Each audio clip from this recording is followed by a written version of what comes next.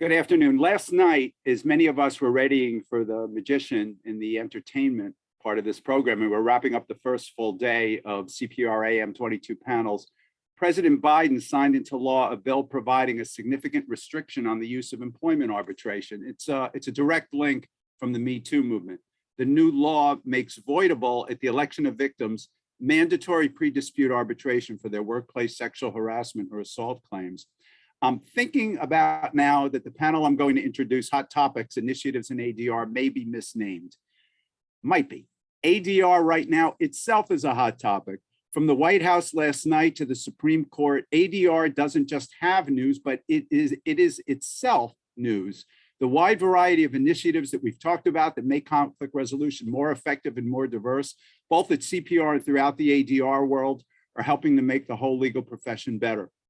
And most significantly, the techniques many of you use day in and day out are being deployed in a different scale and context by diplomats and government officials to try and contain the attack on the Ukraine, where our thoughts have been so focused in recent days and weeks. The significance of what you all do has an essential place in our society, our nation, and our world. And CPR does its best to keep you abreast of them in forums like this great annual meeting, and with initiatives like those discussed so far in this meeting and still to come this afternoon. We also do it on our social media, our CPR Speaks blog, and in our newsletter, Alternatives to the High Cost of Litigation, which, believe it or not, is now in its 40th year at altnewsletter.com. This is all a long way of saying good afternoon. Thanks for coming to CPR AM 22. I'm Russ Bleemer, and I edit Alternatives for CPR. It's so great to see so many familiar faces and so many new faces as well. I'm pleased to introduce Hot Topics and Initiatives in ADR. Our moderator this afternoon is LUCILA I.M. HEMMINGSEN. Luli's a New York-based partner in King & Spalding. She focuses her practice on international commercial and investment arbitration, and she also works in public international law matters with a particular emphasis in Latin America. Luli advises and represents domestic and foreign companies in commercial arbitrations, and she also represents foreign governments and investors in investment treaty arbitrations. She is going to introduce this terrific panel. Luli, it's a pleasure meeting you. It's all yours. Thank you so much, Russ, for that lovely introduction, and thank you for introducing the topics in general.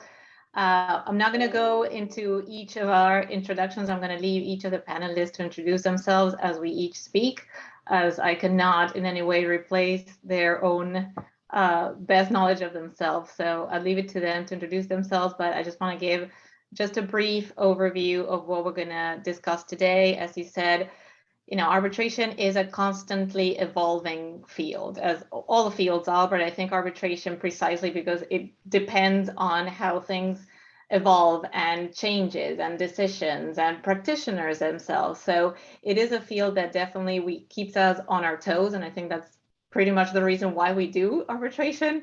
And the great thing about it is we can have this panel and every year is going to be a completely different one, right? There's always new things to talk about, new initiatives, new decisions that impact our practice. And with that, I'm going to just give you a sense of what we're going to discuss today. We're going to first start with relevant Supreme Court decisions that definitely impact our practice on what is arbitration on an everyday basis. We're also going to touch on new legislation and institutional rules that have impacted arbitration and have affected how arbitrations can come in class actions.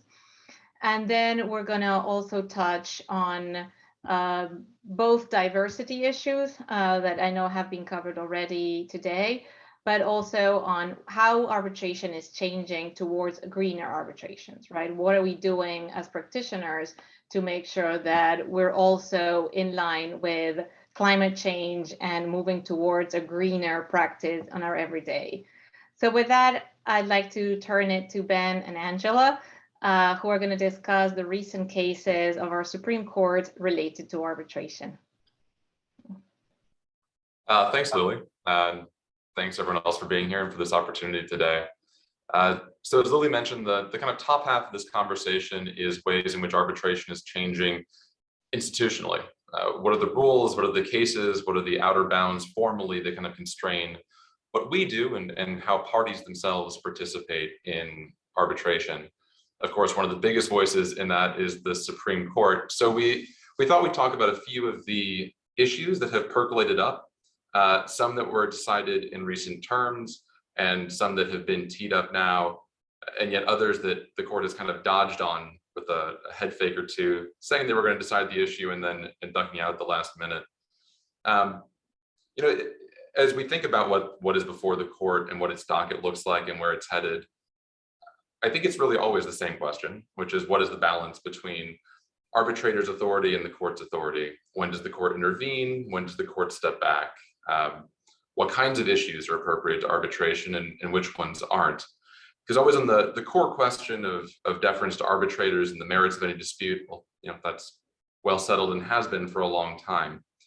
But some of the issues here on the kind of like outer bounds and the balance between arbitral tribunals and courts are teed up for new decision.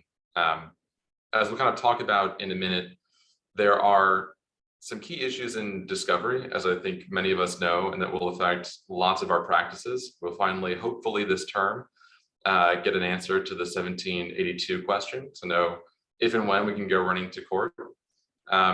There's some questions that Angela, I think you would like to talk about what the scope of arbitration agreements are, how do parties actually go about delegating authority to arbitrators?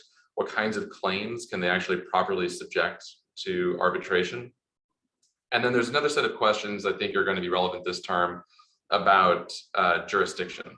So that old sticky question in procedural law from law school here, when is it actually that the federal courts retain jurisdiction to actually intervene in this process? When did Congress and when did the courts actually expect them to weigh in on an issue? Some of those issues are teed up this term as well in the Badgerow case. Here, thinking about whether under sections 9 and 10 of the FAA, we can actually have when the courts can take jurisdiction to decide a question of vacating an award or confirming it, which goes to kind of some of the fundamental powers and protections of arbitration. So maybe with that kind of overview, thinking a little bit about the balance here between arbitrators and courts, maybe turn over to Angela to talk about some of the specific cases, and then there's a few I want to talk about later too, but why don't you lead us off? I think you might be muted.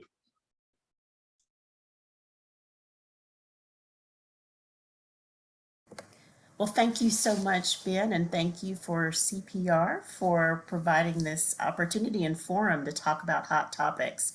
You know, as Russ reminded us, instead of being in the background, ADR is really being brought to the forefront. And I think this has been reflected in the sheer number of arbitration cases that our Supreme Court has looked at. It's almost, and I hate to use the word unprecedented, but it's almost unprecedented. Really the sheer focus and scope of cases that the Supreme Courts have looked at. I want to touch on some of the highlights and really talk about how these cases are really going to affect our practice as arbitrators. So the first case I want to take a look at is Shine. And that's Henry Shining versus Archer and White Sales. This case I feel is like a perennial favorite. It's one that it's on its second trip to the court this year, but the case presents the question of whether a provision in an arbitrations agreement that exempts certain claims from arbitration negates an otherwise clear and unmistakable delegation of questions of the ability to arbitrate to an arbitrator. And that's one of the most fundamental questions in our role as arbitrators. And we look at that case from, you know, we've looked at it inside out, we looked at it sideways, upside down, but in my mind, this case really comes down to an issue of drafting. And one of the things I do when I work with my law students is to tell them, and I know that y'all have all heard this, is that words matter. And the Supreme Court is actually looking at what does the agreement say? And that's the mere focus of where the argument lies in this case. So really with looking at that determination of whether or not something can be arbitrated, really whether the parties have submitted a particular dispute to arbitration. Traditionally, it's seen as an issue for the courts to decide, right? But more recently, the Supreme Court has stressed that the question of who decides it turns upon the parties on what they agreed about in that matter. So instead of turning to the courts, we're turning to the parties and actually giving them the power to make a determination, which I think can only, for the most part, generally does not go well when we're going to put that power back into the parties. So you're going to look at the parties' agreement, and it generally involves the application of ordinary state law principles, which governs the formation of contracts with one exception. That exception is that courts should not assume that the parties agree to arbitrate unless there is clear and unmistakable evidence that they did so. And so again, the court is turning them back to say, hey, what's in that agreement? What did you agree to do in that agreement? And there should be a clear and unmistakable delegation. And that the courts, if they don't see that, then that's the issue. So really looking at what's drafted, really presenting the power back to those parties is what the Supreme Court is looking at. And it's because of this that those carve-outs that you have, and a lot of this case rests on those carve-outs that you have in arbitration. That is really making the difference in this case, and it's one in which the court finally said, you know what, we're going to send it on back down. We're not going to make that decision. We're going to, we don't want to deal with it. We're going to send it on back down. But it was groundbreaking in that they were looking at drafting, they were looking at the carve-outs, all of those provisions that really are at the forefront of what we do and our role as arbitrators. And Ben, I know that when you are looking at what your role is as an arbitrator, to have it be sent back, it certainly makes a difference in really the outcome of how cases to go will be interpreted. I think the other interesting chapter to the Shine story, because I think Angela, is that the case came up first to the Supreme Court on the question of whether this wholly groundless exception persisted, or whether it was a valid way for courts not to grant the motion to compel.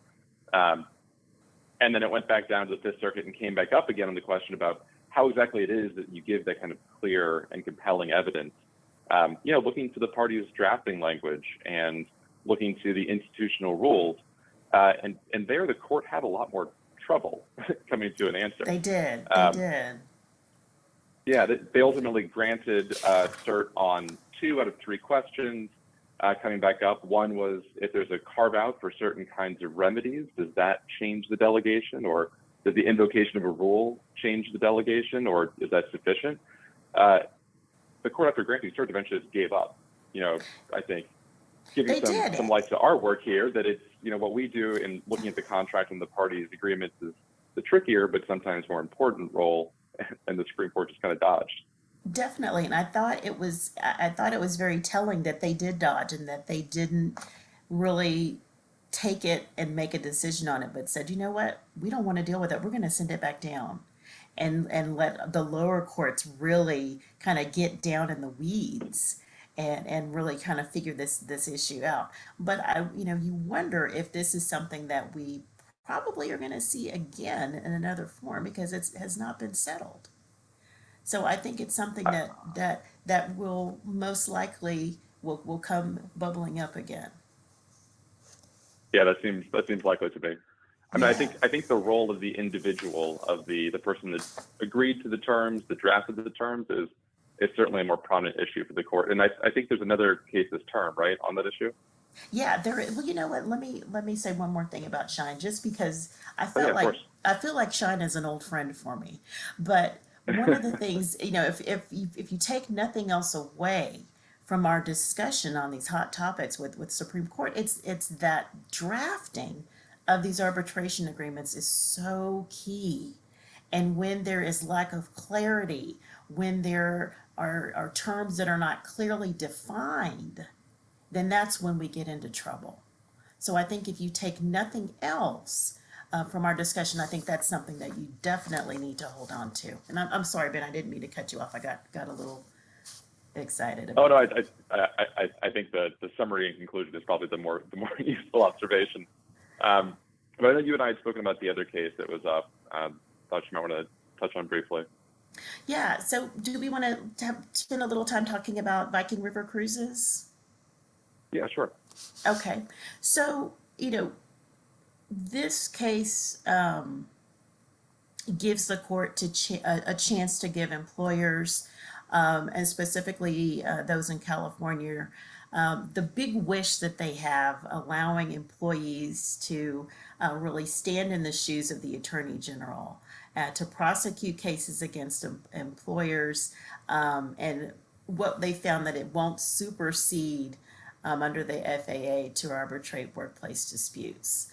So this is, wow, another groundbreaking area there. So the premise of this is that,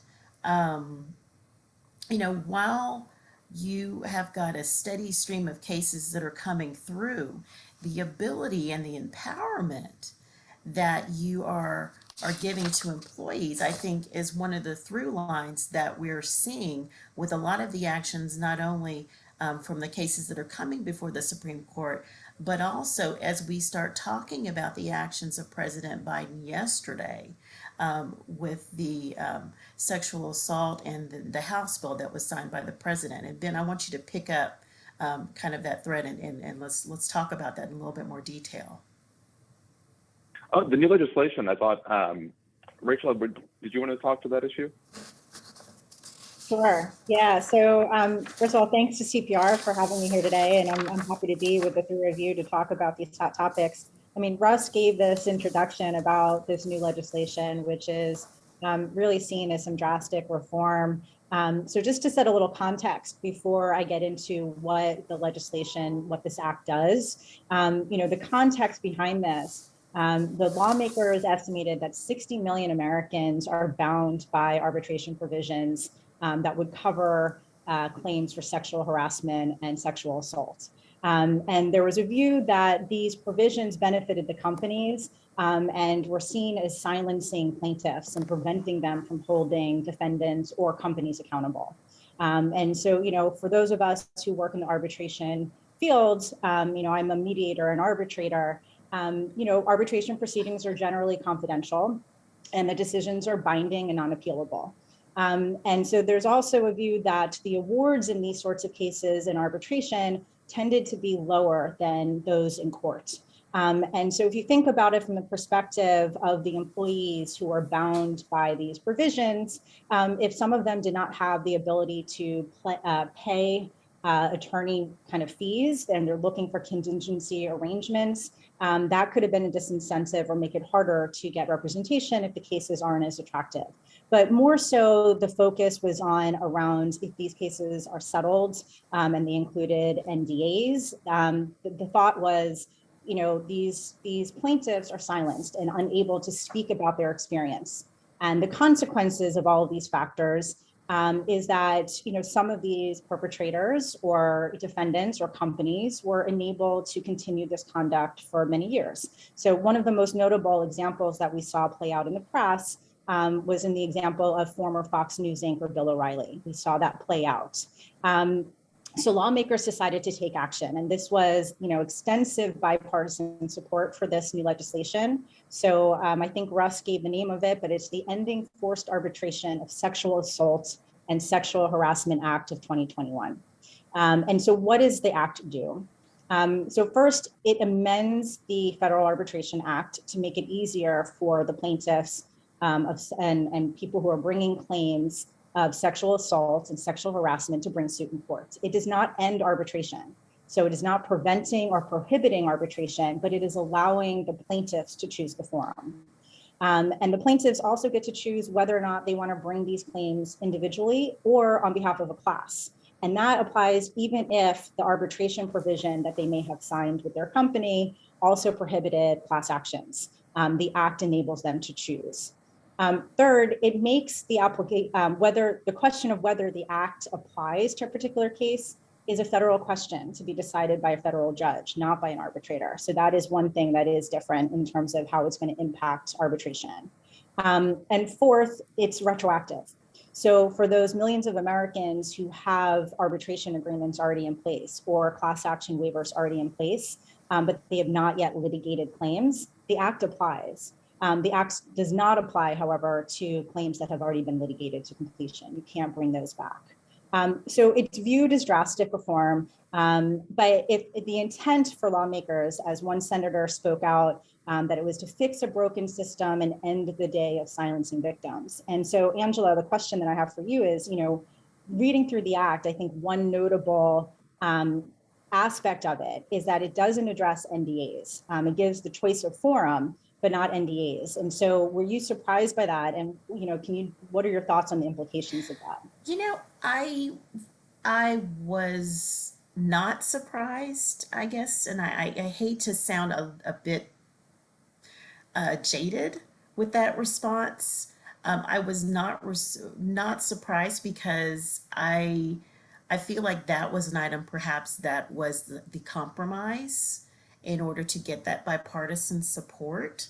I was very excited to see this progress, and I think a lot of that comes from, excuse me, the Me Too movement, as well as the Time's Up movement, and really the issue of sexual assault and sexual harassment really being pushed to the forefront with some of the higher profile cases that we've seen in recent years.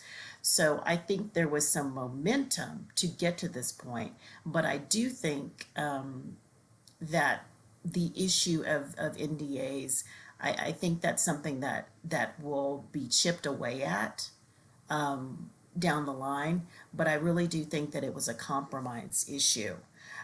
Because one of the issues, if you listen to what the supporters have said, if you listen to what the victims of these crimes have said, it's that they felt as though because they had forced arbitration, there was a shield that protected perpetrators. Mm-hmm. And now having the ability to pull that away will give them a greater voice.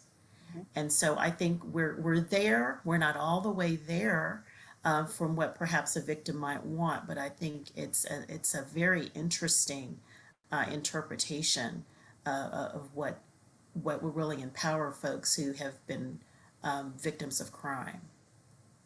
I agree. And, I will just comment, it is clear that it is confined to sexual assault and sexual harassment claims. And I meant to mention that earlier. It does not cover other forms of discrimination or those sorts of claims. It is very specific. And you're right, it's really a result of the Me Too movement and the pressure that came out of really wanting to address these kind of systemic issues. Yeah, it does. And I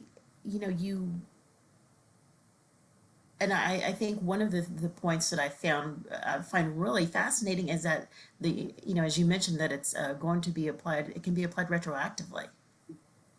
And so for all intents and purposes, you have folks who perhaps have claims that have not been resolved that can be grandfathered in and can really benefit from this. So I think it's a very empowering day for victim survivors of sexual assault.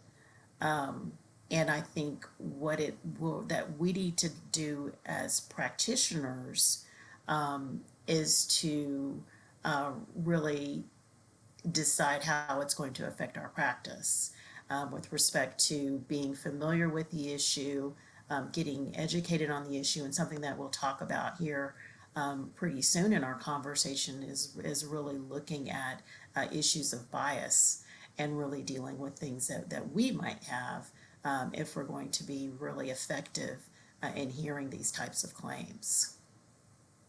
Completely, I agree. Another area where we've seen development this year is, legislation or changes that have happened regarding mass claims. And we have seen how institutional rules have reacted to them. Rachel, I'd love it if you could comment on the developments in this regard. Sure. So yeah, so similar, the practice has changed a little bit in recent years. In addition to kind of the employee type cases where there's arbitration provisions, there's also a lot of provisions that companies have instituted with consumers that have mandated arbitration, right? And so, 2019 study in UC Davis Law Review Online found that 81 of the 100 largest US companies used arbitration provisions for dealing with their consumers. And their consumer report even reported that more than 2/3 of the top selling brands in the 10 product categories that got the most traffic on their website, so things like smartphones and televisions, they used arbitration provisions as well. And those arbitration provisions not just mandated arbitration for disputes, but typically included a waiver of class action claims. So what that meant was, anytime an individual wanted to bring a claim against a company, they had to bring a separate arbitration. So no matter how little the monetary claim might be, it had to be in a separate arbitration provision. Separate arbitration proceeding. They couldn't bring a class action.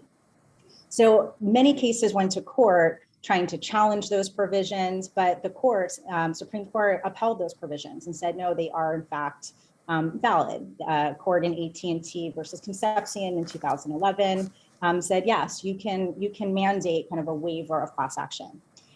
So what's happened in the kind of a recent trend is that plaintiff firms have started filing either hundreds or thousands of individual arbitrations against the same company. So we saw this with TurboTax, with DoorDash, and the provisions often required that the companies be on the hook for the arbitration costs, for the filing fees. So for example, with DoorDash, it made them on the hook almost immediately for about $9.5 million before the cases were even heard. So the implications became, that the law firms had to deal with this, the parties had to deal with this, and the arbitral institutions. So that has led various institutions like the CPR and the AAA to implement new policies or protocols to address these mass claims. I'm not going to get into the specifics of all the rules because I think that would take us way beyond the end of our allotted time today. But I'll briefly touch on the CPRs. Their employment-related mass claims protocol in broad strokes.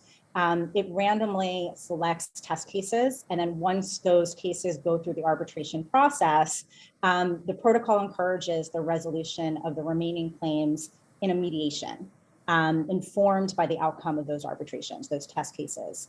And if the mediation reaches a proposed solution, each claimant has the option of either choosing that solution or proceeding with arbitration. And I can put a link into the chat for the CPR's protocol, so if you want to look at it more in detail. But what's the implication of this to our space and to our industry, right? Will companies walk away from forced arbitrations? Maybe, maybe not. Amazon, for example, when they were faced with 75,000 arbitration cases, I think it was related to their Echo devices, they did, when being faced with almost tens of millions of dollars in filing fees, reverse course, and they changed their terms of service to allow litigation with other restrictions. But Ticketmaster, for example, also put in some pre-filing conditions. So they're doing it to try to see if they can obviate this occurrence of the thousands of suits, being filed right away. And there's also talk of some legislation similar to the ending of the forced arbitration for sexual assault and sexual harassment claims that allowed the plaintiffs in those cases to choose forum. There's some proposed legislation here that could enable consumers to have the right to choose whether to arbitrate. So it'll be interesting to see how this plays out and what it might mean for the industry and for arbitrators also who are part of this process and getting these kind of cases, because they're interesting in how they all play together. Thanks so much, Rachel. I'd like us to move now to another topic, which we mentioned before, which is how is arbitration changing in practice, right? We're all moving towards, greener arbitrations, climate change is affecting, we're all conscious of the fact that we need to change our practices in such a way that we don't generate so much waste. And in a sense, COVID has had, the silver lining of forcing us in many instances to go that way of removing paper and removing a lot of stuff and waste that we were very used to, right? So I'd love to, again, turn to you, Rachel, if you can give us a sense of what are the initiatives that are being conducted that have come up to really put a focus on moving arbitration towards a greener practice. Sure. So I'm going to focus on the Campaign for Greener Arbitrations that was founded by Lucy Greenwood in 2019. And the goal of that is to reduce the carbon footprint of international arbitrations.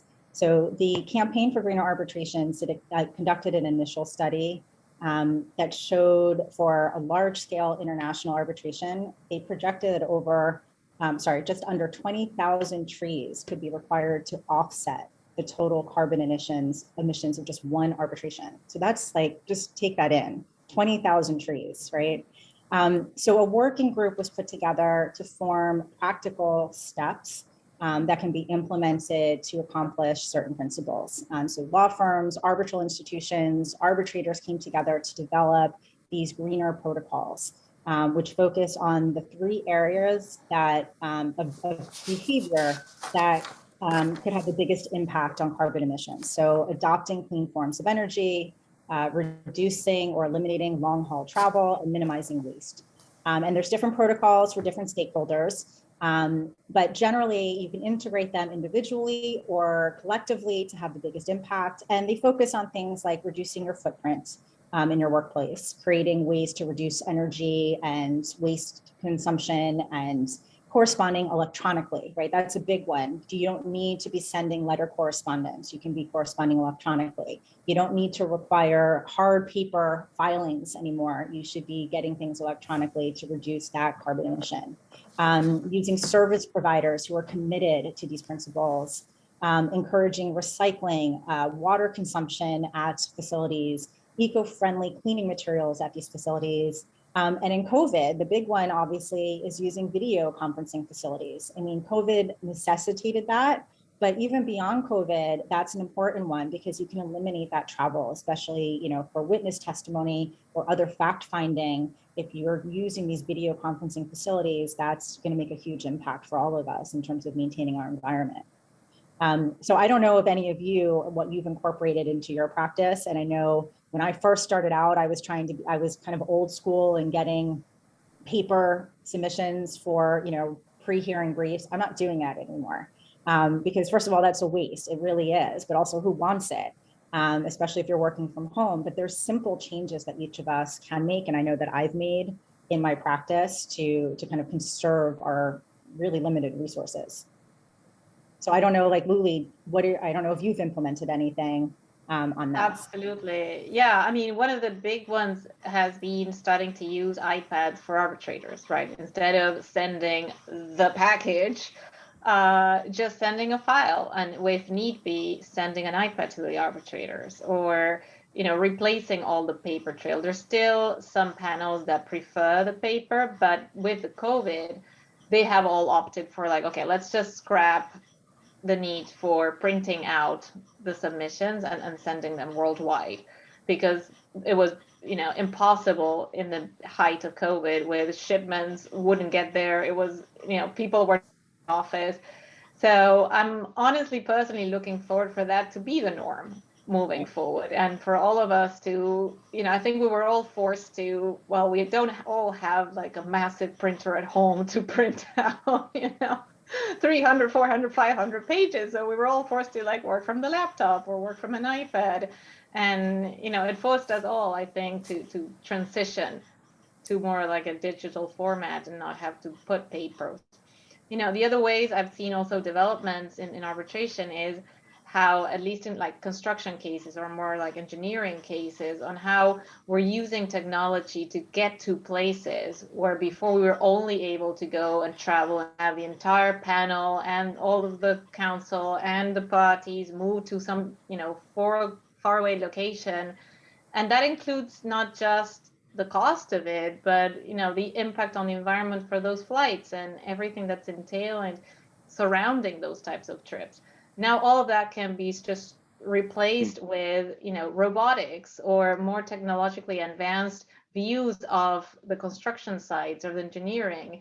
And that is definitely going to replace time and cost for parties exponentially. So I do see that. Lily, are you using drones? Are you Sorry? using drones on construction sites? Is this like arbitration by drone? Is that what you're doing now? Exactly. I need to do more construction cases. That sounds great.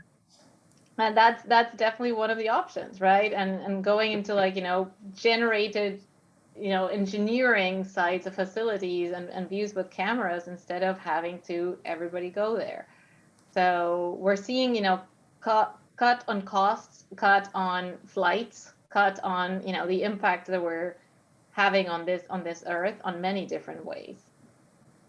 Yeah, Luli, I also want to say, similarly with mediations, I recently discovered that there is now a mediation pledge. So for the greener arbitration, you can take a pledge, whether you're a company or an individual, it's voluntary, but you can look at the site that I just put in the chat to find what the principles are and to look at the protocols and see what you can incorporate in your own practice.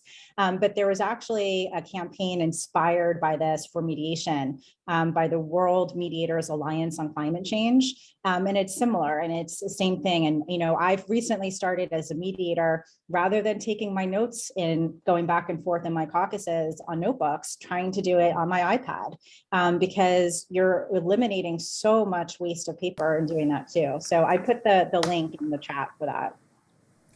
I think there's another issue that, greener arbitration, when we started using Zoom and other video conferencing platforms, I found, particularly in mediations, that there was a comfort level a lot of times for the parties because they were in their own space, that I didn't see sometimes when parties would come together to do the work. So, I think that that's another benefit that of course would lend itself to greener arbitration and greener mediation. It's just that comfort level.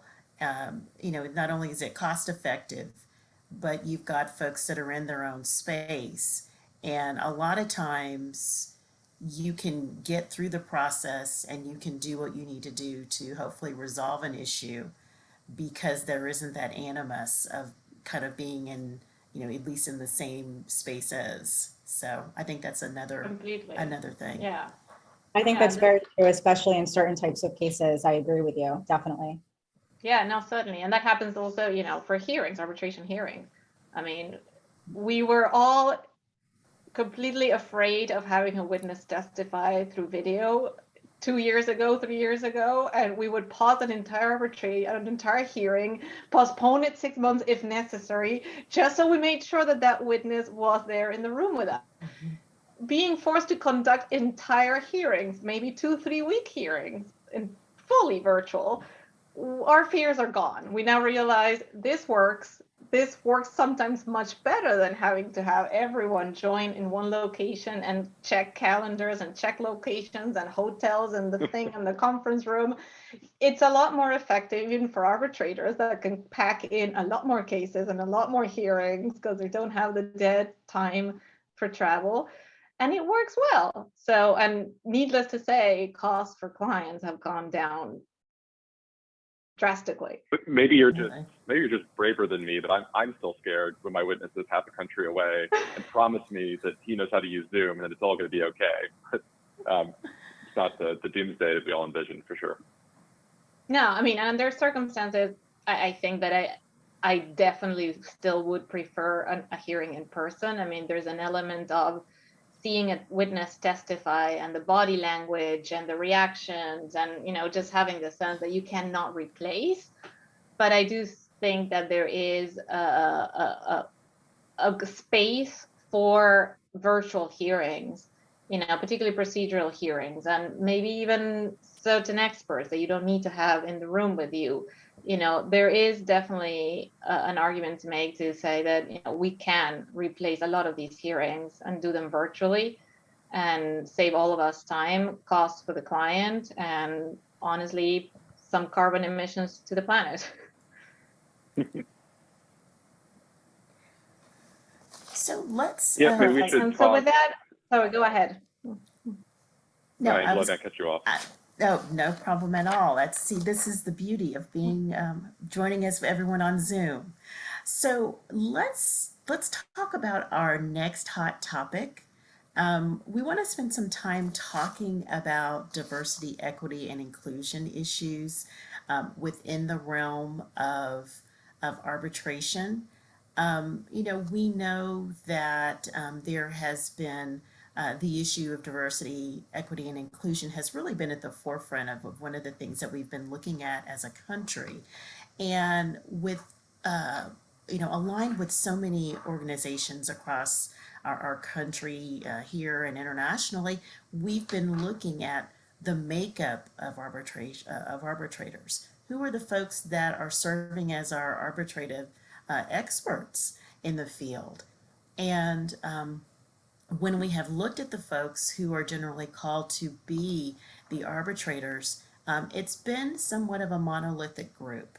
And so there have been efforts to really broaden and expand the horizon of folks who are really brought into the fold to serve as arbitrators. So I'd love, Ben, let's kick off our discussion and talk about some of the things that are going on to really get some different voices in the world of arbitration.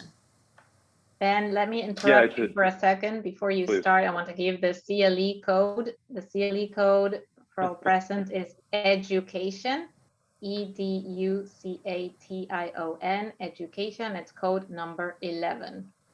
Thank you. Take it up. I had already forgotten that we needed to do that, so well done. Thank you. The DE&I issues in arbitration is something that's been a topic for a while. Everyone recognizes that it's important. We've talked about it at CPR conferences in the past and in smaller groups and in larger groups. It's easy to say that you want to choose arbitrators that are more diverse, that you want to increase the pool and diversify the pool. And it's easy to commit, I think, to the notion that that's the right thing to do, but sometimes it's just hard in practice, whether it's because you have clients that say, oh, well, we can only choose someone who's done this 100 times before. It's just such an important dispute, I couldn't ever. Or you have folks just proposing the wrong groups. And so one thing that's happened in the last year, or the last 2 years, I think, kind of originating from DC, where we're based, is something called the Ray Corollary Initiative. So it's a proposal, an initiative that's turning into its own kind of entity coming out of Howard University. It's named for Charlotte Ray, who was one of the first female lawyers in the United States. Actually, I think the first Black female lawyer as well, from like the 1870s. And the initiative is simple. It's to say this: let's make sure that everyone actually commits to diversifying the pool of potential arbitrators. Don't just pay lip service to it. Have clients commit to this, have law firms commit to this, have institutions commit to this, to say, in every slate of people that we're going to propose, of arbitrators or mediators or candidates, it's going to be at least 30% diverse, period. Just make it nice and easy and commit to it in every single instance. The idea kind of arose from labor management disputes and employment disputes. And somewhat excitingly, I think CPR has taken action to make this be something that applies across all ADR disputes, and is committed in its diversity pledge to ensuring that there's a 30% diversity of candidates on new slates that are proposed. And if CPR is in a position to do the default, if I'm correct, default appointment, is also committed to making sure that 30% of those are diverse neutrals. So hard, concrete steps to making this change. Seems like an easy step, but I think it's going to be an important one. So, Rachel, go ahead. or Rachel, go ahead. No, go ahead. Oh, so, yeah, I can talk about some of the domestic initiatives that I've seen in the handful of years that I've been part of the ADR community. For example, like different institutions have recognized that they needed to kind of follow this and increase the rosters that they have and the diversity of the rosters. So there's been new fellowships and new scholarships. For example, JAMS instituted of a diversity fellowship last year. I'm actually very fortunate to be one of the inaugural fellows, but it's designed to provide training and mentorship and sponsorship and networking opportunities. And at the core of the program is access to their panelists to be able to provide that training and opportunities. But it's really a recognition that diversity is important to the success of the industry and it's to the success of who we are as arbitrators and as mediators. But, you know, Ben, something you said is kind of the lack of resources, like where do you go and where do you find people? That's another aspect of a lot of these initiatives where bar associations and other providers are trying to address that question by ensuring that if you wanted to find a list of neutrals from a certain type of background, you can request that of certain arbitral institutions. You can get those slates so that you can expand the list that you normally go to. There's also something, it's a little New York centric, but the New York City Bar Association and the New York State Bar Association with 17 partnering organizations recently launched a New York DE&I neutral directory. And so it actually includes members of those associations who self-identify as a member of a historically underrepresented community. That includes, but is not limited to, persons of color, members of the LGBTQ plus community, those who identify as having a disability, or who identify as a woman. And in keeping of the spirit of inclusion, it's not just arbitrators and neutrals, it's actually all dispute resolution professionals. So early neutral evaluators, special masters, et cetera. And you can search this roster alphabetically, but also by these self-identifying characteristics and by language. So that makes it kind of unique because there has often been times you're looking for a mediator or an arbitrator who speaks a certain language. You can actually start doing this. So the hope is that other organizations follow, other states follow, and we can start having more rosters of this nature that make it a lot easier to find this. There's also an organization called the ADR Inclusion Network. It's new and it's in its foundational stages. It's comprised of thought leaders across various different ADR institutions. And the goal is also to do this, to promote the selection and promotion of diverse neutrals. But it's going to be not a services provider, but basically a repository of information. Its goal is to collect resources from all the institutions, CPR, AAA, JAMS, et cetera, and have it be a central location where people can go to find training, scholarships, fellowships, rosters that I just mentioned, and they're putting together a speakers bureau. So that's a resource for people when they're planning events like this CPR annual conference. You can go to and find individuals and find some new voices who have expertise in certain areas. So I'll drop a couple of links in the chat to the directory and also to the ADR Inclusion Network's website. There, like I said, the repository is not done yet, but by the end of 2022, a lot of these resources should be available. So these are all just positive steps. They're little steps. There's a ways to go. But I think that it shows that the community is really making a concerted effort to try to advance these goals. Luli, did you want to talk about the pledge? Thank you, Rachel. Yeah, I wanted to touch base on the pledge, the ERA pledge, which is, you know, a movement that's been now gone for over 5 years. And to Homer's comment that rather than focusing exclusively on training, which might give the assumption that there aren't enough capable and qualified arbitrators out there, that's been one of the focus of the ERA pledge, right? Is the notion that there are lots of very qualified and capable women out there that are not getting the appointments.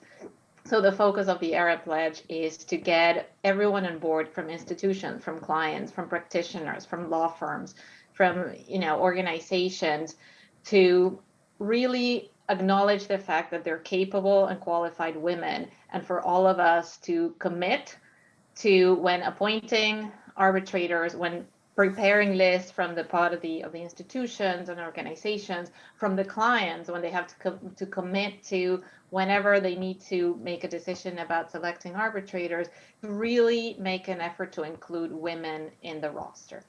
To ultimately, the goal for the ERA pledge is to reach to equal representation. So we need to make sure that all of our lists of candidates include equal representation of gender, female and male, in all of our cases. The pledge, as I said, has been active now for over 5 years, and it has seen, it started out back in 2016, in May 2016, with about 500 supporters or 300 supporters, and now has grown with over 5,000 signatories in over 113 countries. That shows how people are really, committing to making this a priority and making it as a normal way of operating when it comes to having to appoint arbitrators, right? And, the work of the pledge we have seen spilled over in many institutions. There have been a lot of other new initiatives coming up that focus also on diversity and focus not just on gender, but also on getting diverse from every type of diversity in the backgrounds, right? And we have seen how the push on diversity has come to fruition. There's still a lot of work to do, to be done, as Rachel mentioned, but we have noted how indeed metrics are changing. We can see, for example, the latest information from ICSID that there's been encouraging statistics from like 2021 financial year. We have seen that women accounted for 31% of the appointments to tribunals, ad hoc committees, and conciliation panels, compared to only 14% in 2020 financial year. So there's a double duplication of the numbers almost in just 1 year. We have seen how in the last 5 years, from 2015 to 2019, we've seen a considerable increase in the representation of women in panels. For example, the Hong Kong International Arbitration Center has gone from like a 9.7% of female representation in panels all the way to 18% in 2019.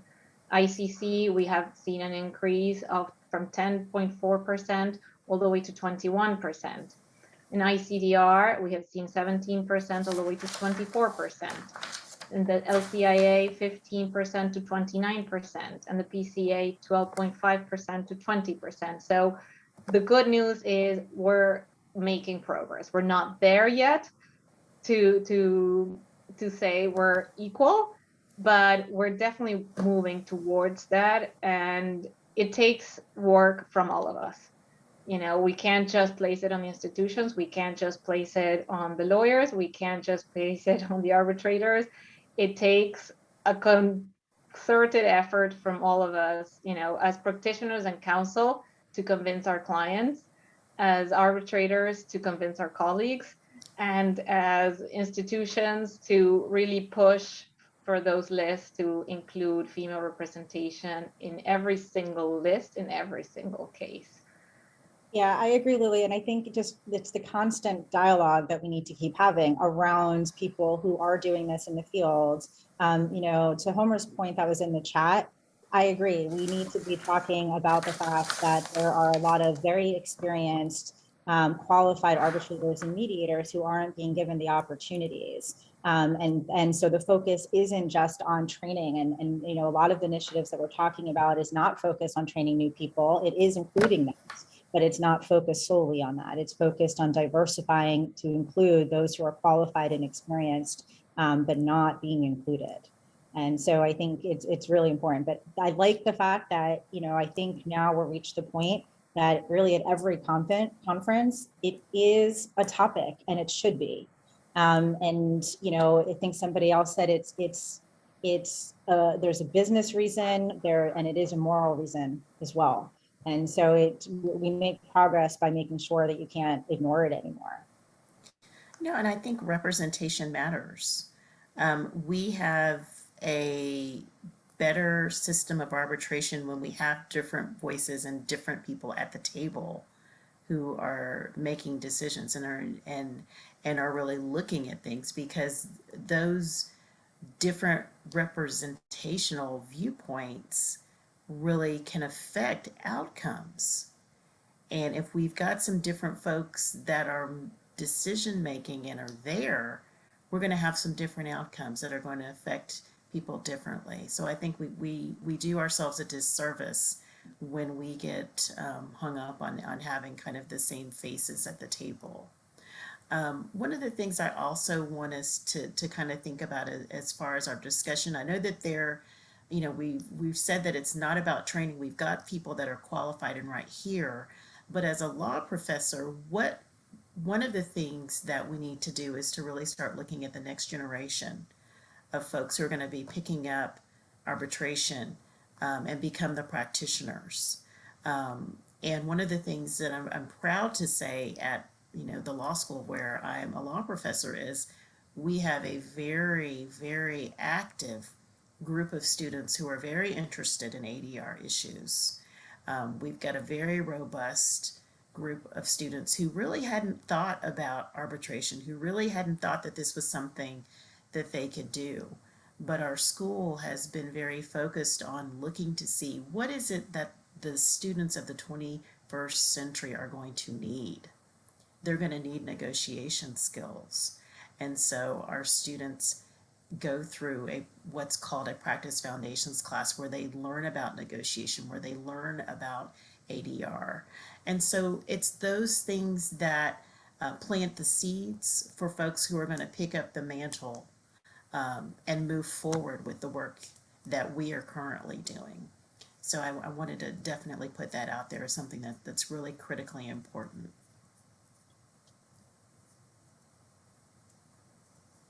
Absolutely. I'm going to Well, add, thank because you. I realized I didn't put the New York directory in the chat like I promised, but I am going to put that in the chat now. And if there Great. is anybody on this who wants to be added to this list, who's a member of one of the sponsoring organizations, there's a questionnaire in there that you can fill out to be added. Great. Thank you, Rachel. And with that, I mean, we covered all of our topics. We don't have much time left, but if anyone has any questions or any other point that they would like to make or raise, I mean, thank you for all of you that have been so active on the chat and encouraging the conversation and bringing up new topics. Thank you for your participation. So we're open to any questions, if there are any, that we can answer in probably a minute and a half that we have left now.